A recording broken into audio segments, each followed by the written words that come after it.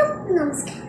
സന്തോഷത്തിന്റെയും സമാധാനത്തിന്റെയും വിത്തുകൾ പാകി പ്രകാശത്തിന്റെ വാതിൽ തുറന്ന് ഭൂമിയെ സ്വർഗമാക്കാൻ വീണ്ടും ഒരു ക്രിസ്മസ് വരവ്.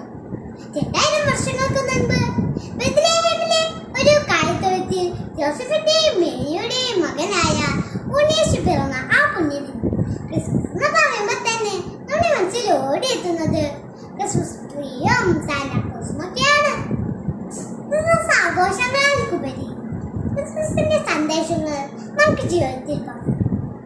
അഴിമതിയും അക്രമങ്ങളും യുദ്ധങ്ങളും വർദ്ധിച്ചു വരുമ്പോൾ നന്മയുടെ പ്രകാശം പരത്താൻ നമുക്ക് പ്രയത്നിക്കാം. ദൈവപുത്രൻ കാണിച്ചു തന്ന വഴികളിലൂടെ പരസ്പരം സ്നേഹിച്ചും സഹായിച്ചും നന്മകൾ ചെയ്തും നമുക്ക് മുന്നോട്ട് പോകാം.